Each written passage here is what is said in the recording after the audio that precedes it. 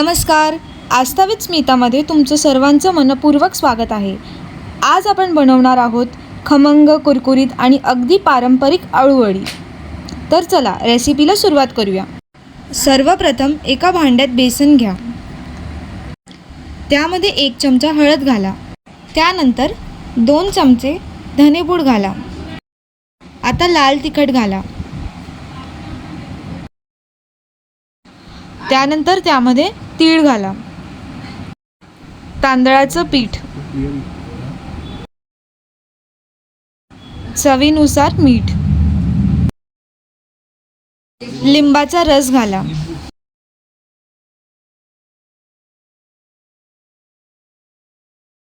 थोडीशी साखर घाला चवीसाठी. आता थोडं थोडं पाणी घालत सर्व साहित्य एकजीव करून घ्या. पिठाची कन्सिस्टन्सी अशी असावी की ती अळूच्या पानावर व्यवस्थित चिटकली पाहिजे. आता अळूची पानं स्वच्छ पाण्याने धुवून घ्या.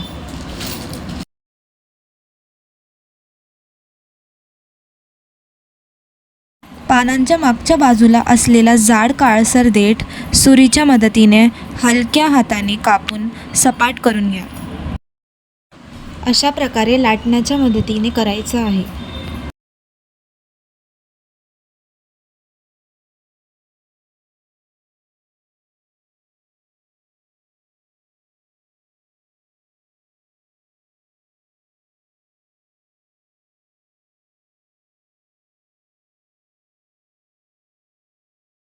आता एक पान घ्या आणि त्यावर तयार केलेलं बेसनाचं मिश्रण समान पसरवा.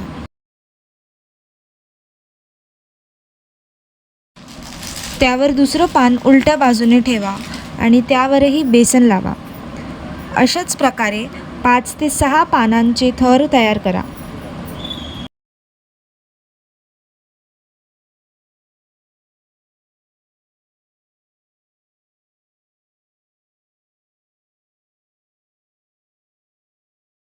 यानंतर पानांना दोन्ही बाजूंनी घट्ट रोल तयार करा. आता एका स्टीमरमध्ये पाणी गरम करा. स्टीमरच्या ताटलीला थोडंसं तेल लावा आणि त्यावर तयार केलेलं रोल ठेवा. अळूच्या पानांच्या रोलवर वरतूनही बेसन व्यवस्थित लावून घ्या. आता झाकण लावून तो पूर्णपणे शिजेपर्यंत वाफवून घ्या.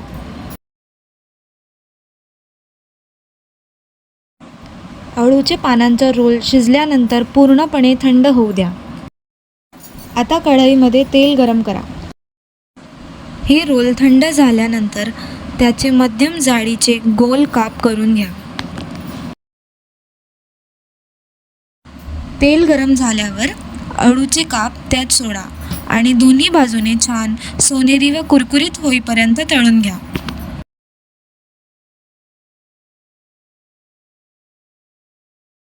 गरमागरम खुसखुशीत आणि स्वादिष्ट अळूवडी सर्व करण्यासाठी तयार आहे. जर तुम्हाला ही रेसिपी आवडली असेल तर व्हिडिओला लाईक करा, चॅनलला सबस्क्राईब करा आणि पुन्हा भेटूया एका नवीन आणि स्वादिष्ट रेसिपीसोबत. तोपर्यंत धन्यवाद.